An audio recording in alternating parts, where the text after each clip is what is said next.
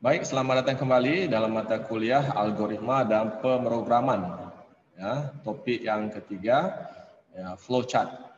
Nah, flowchart itu adalah salah satu cara penulisan atau notasi algoritma dalam bentuk simbol-simbol. Ya, jadi ada dari asal katanya flow artinya aliran, chart artinya gambar atau diagram atau simbol. Sehingga bisa diartikan flowchart itu sebagai diagram alir. Ya, jadi penting sekali kita membuat flowchart untuk menggambarkan sebuah algoritma dari bahasa program atau dari program yang akan kita buat. Nah, apa saja simbol-simbol yang harus kita kuasai? Di antaranya yang pertama adalah flow line atau arah aliran untuk mengatur arah aliran flowchartnya berupa panah, baik panah bawah, panah atas, panah kanan, panah kiri. Kemudian yang kedua terminator atau terminal itu untuk memulai dan mengakhiri flowchart. Oke, sebentar ya. Simbolnya ya garis sejajar ya atas dan bawah, lalu kiri dan kanannya melengkung ya. Kemudian yang ketiga output input. Ini adalah untuk menginput atau memasukkan data atau output mencetak data. Simbolnya jajar genjang ya.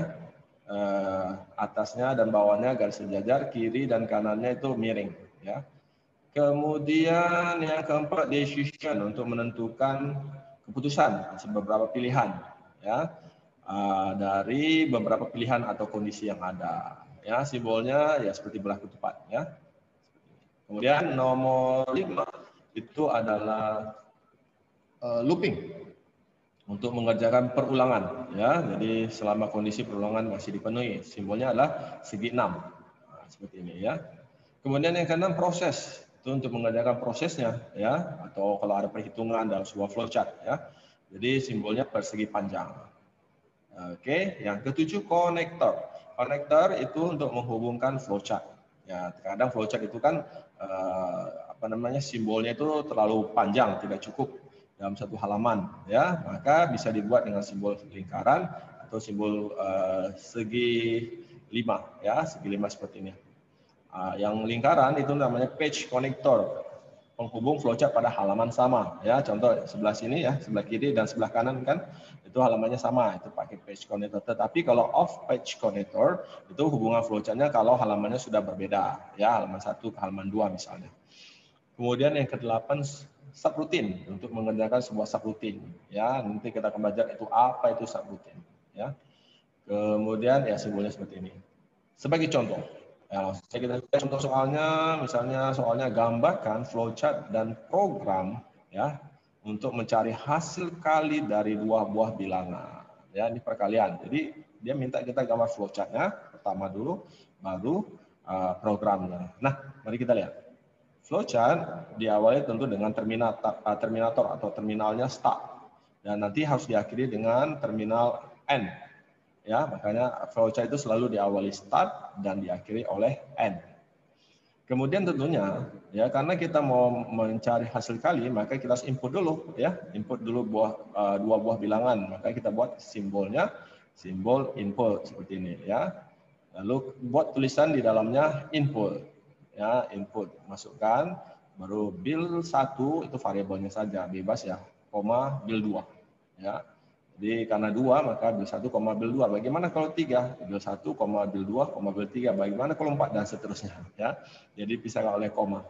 Ya, apakah bisa diganti? Bisa. Misalnya input A, B, input X, Y, terserah kita ya. Kemudian setelah diinput, lihat panah bawahnya ini, ada panah, berarti seterusnya proses. Ya, bilangan 1 tadi dikali dengan bilangan 2 disimpan di variabel hasil. Hasil ini pun bebas namanya apa saja.